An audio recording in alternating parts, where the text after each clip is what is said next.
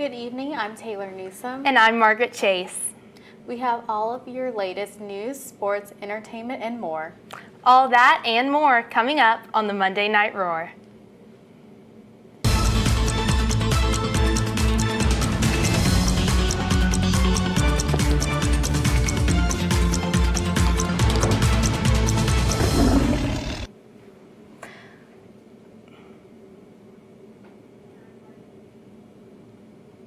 More than 450 Clemson students gave up their spring break to serve people in Indianapolis last week. This group of students came out of the university's Fellowship of Christian Athletes chapter and partnered with local Indianapolis churches, schools, and nonprofit organizations to serve the community.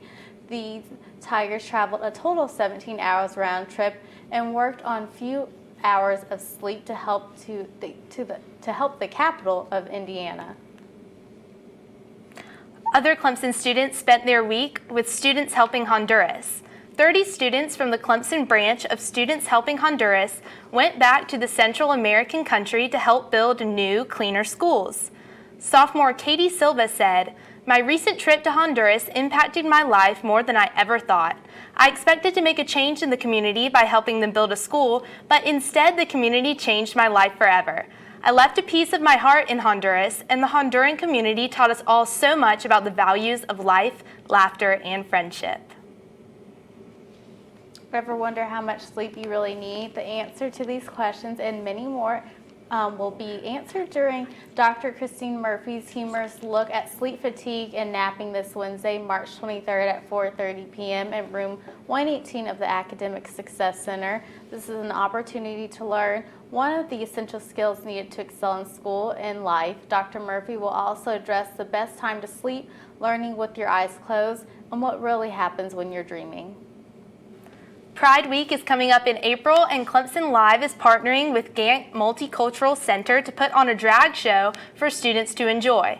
The show will be held April 16th in Tillman Auditorium at 6 p.m. Hope to see you there. Cooper Library recently hosted its first Tiger Talk, which focused on stress management. Starting this week, there will also be a display of books about healthy and sustainable living. On display are books about yoga and meditation, nutrition, stress management, sleep, and sustainable and green living. The display is located on Cooper Library's 4th floor near the Information Services desk. Author and a doctoral student in the Clemson University Department of Educational and Organizational Leadership Development, Denise Savage has published a children's book to help primary students learn the power of the number 0.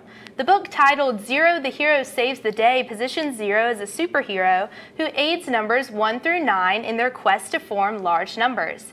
Savage said she was inspired to write the book because of the difficulty children have in grasping the concept of 0 as a placeholder to form larger numbers.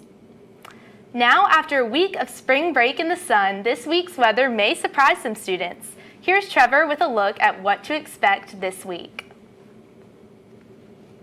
Thank you, Margaret. It has been very cold today compared to what Clemson has been seeing recently. We did see temperatures in the 30s this morning. There are some freeze watches and warnings in effect for parts of the upstate. It is currently 58 degrees in Clemson right now, 56 down in Anderson, 53 up in Easley, and 58 in Greenville. More on the temperatures and a look at the weather for the rest of the week coming up. Thanks, Trevor. A shifting job market that rewards graduates can navigate the cultures and languages of other countries is driving a Clemson University group to strengthen ties with one of Latin America's top universities. The school is sending delegates to Clemson for 2 days of talks on how to expand a collaboration that begins this summer with a student exchange program.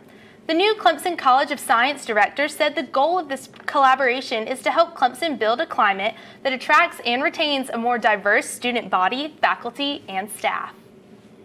Clemson students are learning how rainwater and composite can be used to create a self-sustaining heated water system. The project is called the Biointegrated Season Extension Techniques for Vegetable and Freshwater Prawn Production, and it's one of many creative inquiry projects on campus. The system is located at the greenhouses on the Calhoun Field Research Area on the main campus, where students are learning how the system can be used to grow vegetables and freshwater prawn.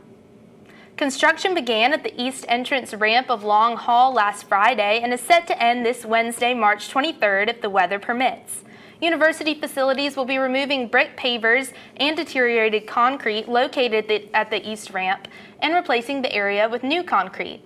The east entrance will be inaccessible until Wednesday, so students entering Long Hall are encouraged to use the alternate ramp access that is located on the Kynard side of the building.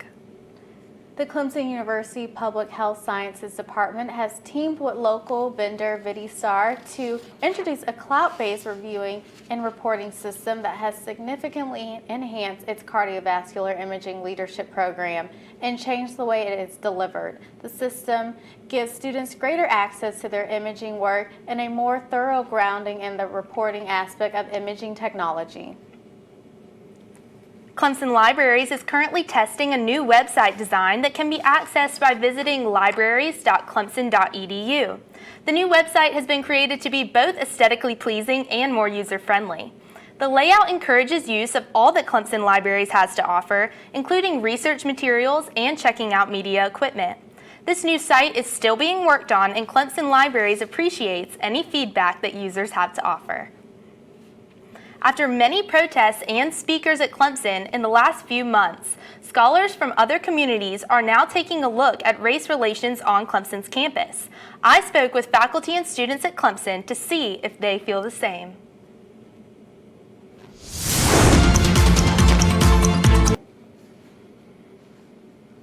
He's old. He's almost.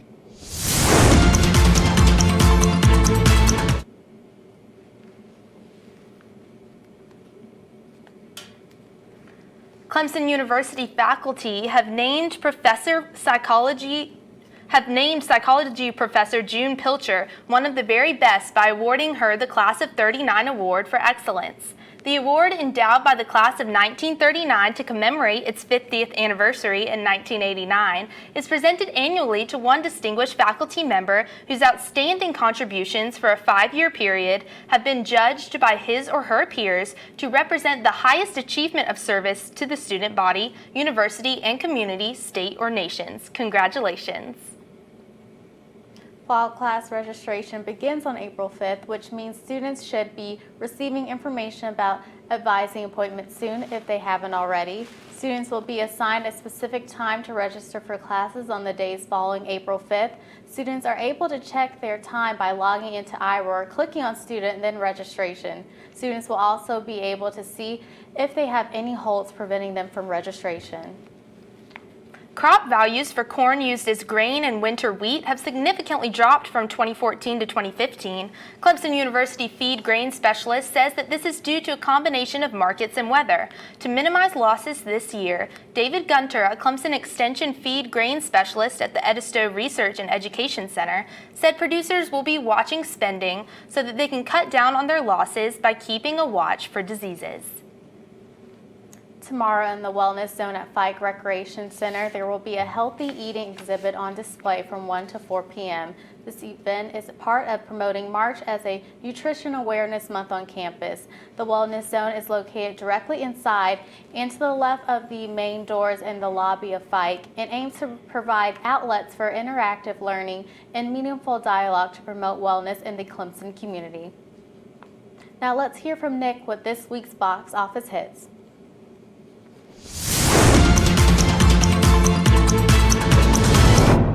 Hello and welcome back to Showtimes. The weekend box office is in, and it would appear as though the world is finally tired of these dumb young adult adaptations. Allegiant, the third film in the Divergent series, was released this past weekend and managed to earn the smallest opening weekend of the entire series with less than $30 million. The movie didn't even manage to take first place, as Zootopia remains on top with just under $40 million. As for this weekend, the only thing that matters is Batman vs. Superman: Dawn of Justice. The highly anticipated follow-up to 2013's Man of Steel might be the biggest movie of the year. The massive comic book movie will show us Batman and Superman on screen for the first time ever in live action and will serve as the setup for the eventual Justice League movies. Go ahead and buy your tickets now, though, because early showings will likely sell out quickly. At home this week, you can rent a couple of terrible movies in Daddy's Home and Mockingjay Part 2, or you can pick up Best Picture winner Spotlight if you feel like being depressed, and those are on Redbox. Netflix doesn't have anything new movie-wise, but you can check out Season 2 of Marvel's Daredevil, which was released over spring break. That's all the scoops I have for you this week. Check back more weekly for more movie news and recommendations, and if you want to see my full-length movie reviews, you can find me on YouTube at Not a Film Critic. Back to you guys. Thanks, Nick. Clemson's Outdoor Recreation and Education Club, also known as CORE, will be heading north to rock climb near Lake Lure at Rumbling Bald this Saturday.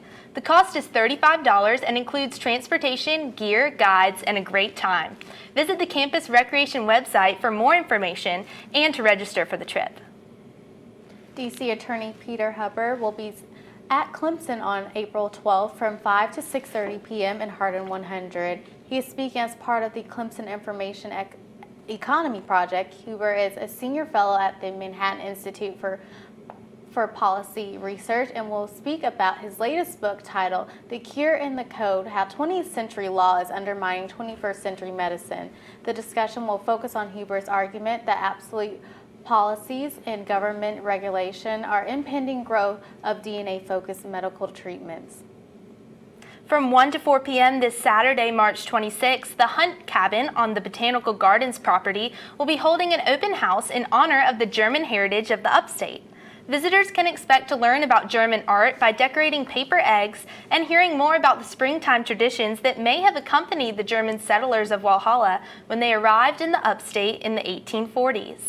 The South Carolina Botanical Gardens will also begin hosting its spring concert series this week, featuring exciting and varied musical offerings from local artists. The free series in the amphitheater, held on Friday nights at 7 p.m., will open this week with folk duo Peyton Rich Station. Their songs feature a unique blend of guitar, mandolin, and trumpet. The duo is made up of singer-songwriters Jamie Hill and Marie Wright, who will perform their album entitled By Way of Alabama. Football walk-on tryouts have been postponed until August 19, 2016. If you are interested in becoming a part of the best football team in the nation, you can contact Mike Dooley via email at mdooley@clemson.edu. Please include your position that you are trying out for in the email. Comedian Steve Hofstetter will be the host of Clemson Live's Comedy Club this Friday night. Hofstetter's show, called The Thinking Man's Comic, will begin at 8 p.m. in the Tillman Hall Auditorium. He is the original columnist at collegehumor.com and boasts over 14 million YouTube views.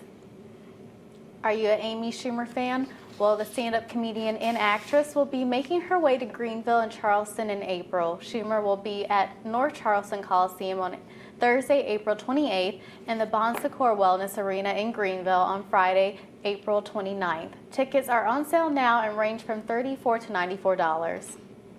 Many people seem to be hurting after a weekend of NCAA upsets. Rachel Eagleton has some teams to watch in the tournament.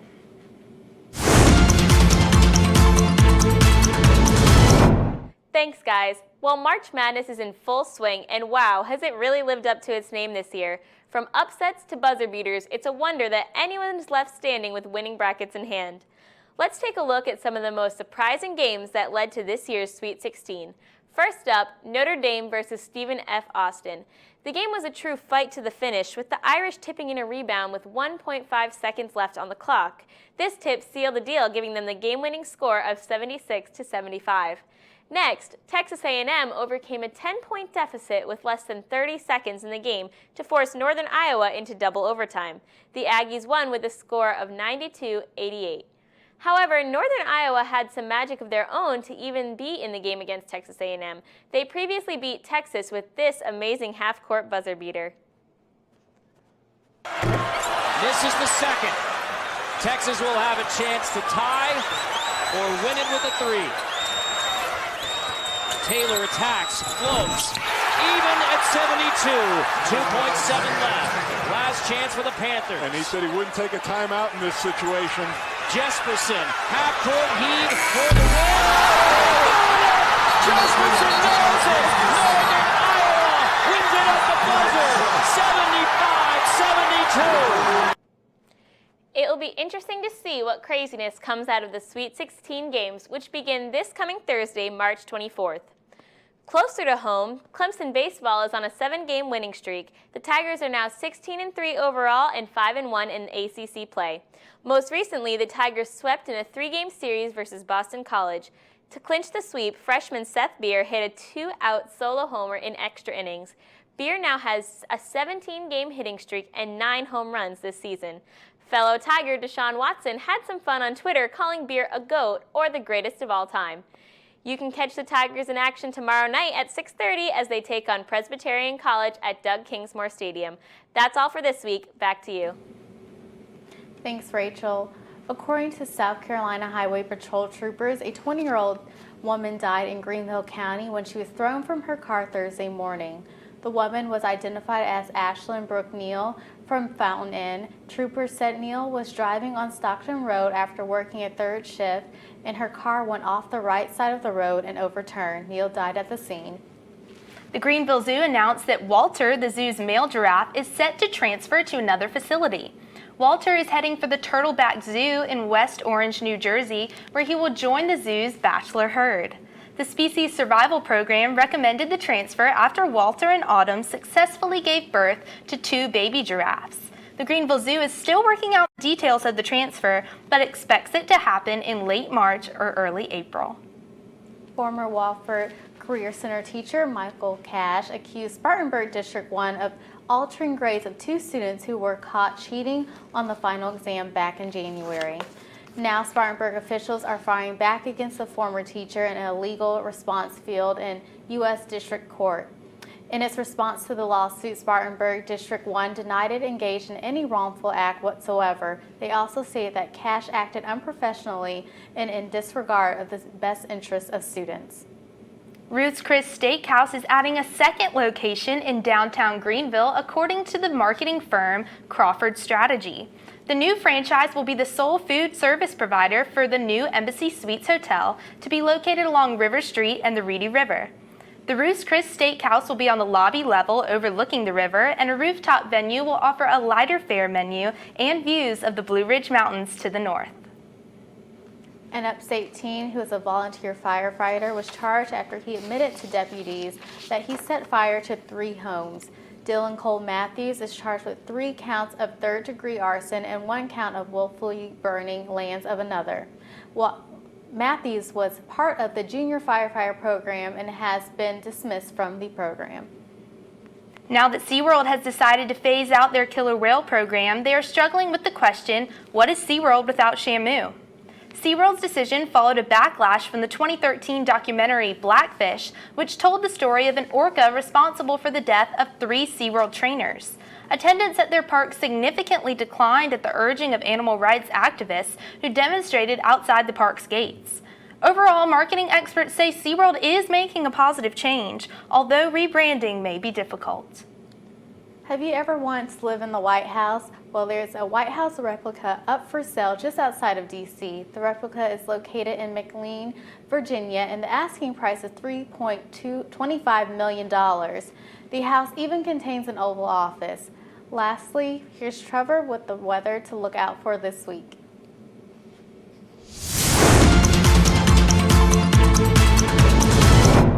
Thank you, Taylor. I hope everybody had a great spring break. We have about 6 weeks left of the semester, but in terms of just this week, we're going to take a look at the weather for March 21st onward. So we're going to start off with what it's like out there right now. It's about 52 degrees, a little bit cool, and the humidity is also low, about 33%, and it is a little bit gusty outside. You do get this slight gust every now and then, 5 to 10 miles per hour. Nothing to talk about with the heated necks. I did mention earlier that there are freeze watches and warnings in effect for parts of the upstate. You can see here in the blue and purple, and you might be thinking those weren't in effect in the winter, even though it was a lot colder than it is now. And you're right, the National Weather Service does not issue those freeze watches and warnings during the winter. They only issue it during the growing season, which is in the fall and in the spring. And since now it's officially springtime, we can issue these, and temperatures tonight will be cold enough for some frost to occur on the growing plants. So we're going to take a look at the radar across the upstate South Carolina today. Hardly a cloud in the sky. It was sunny all day long. The weather was amazing. You can see this picture was of the reflection pond here on campus. Blue sky, blue water. It was a great day in terms of weather. This radar is of the entire southeastern region, really, and there was this frontal boundary off the eastern coast today that was pushing off some clouds, but for the most part, as you can see here, again, no clouds, no rain to talk about. It was sunny for much of the southeast today. It was a great day for weather, and we're going to see that continue for the next few days. We're going to take a look at the 7-day forecast. Today will be the coldest day that we'll be seeing this week. It's going to warm up again almost to near 70 degrees tomorrow. It will be dry. Wednesday will be dry as well. We'll see temperatures reach into the mid-70s, lower to mid-70s. A chance of rain does happen on Thursday. We're going to see that chance of rain go up to 70% with a high of 74, and you can see the low temperatures are warming as well. We do hit the 30s, but we do warm up into the 50s. And then Friday is dry, but again, the rain chances do return for the weekend, and we will be seeing temperatures during the day as well in the 70s. So the bottom line for the weather this week is to make sure that you are covering the plants if you have any, because the freeze watch is in effect through tomorrow morning for the Clemson area. The 70s will return on Wednesday with chances of rain on Thursday and the weekend. And lastly, make sure that you follow Tigervision at CU Tigervision on Twitter, Instagram, and make sure that you like us on Facebook. Back to you guys. Thanks, Trevor. We are glad to hear it'll be warming up later this week. Be sure to like us and follow us on Facebook and Twitter for up-to-the-minute news. We'll see you next week on the Monday Night Roar.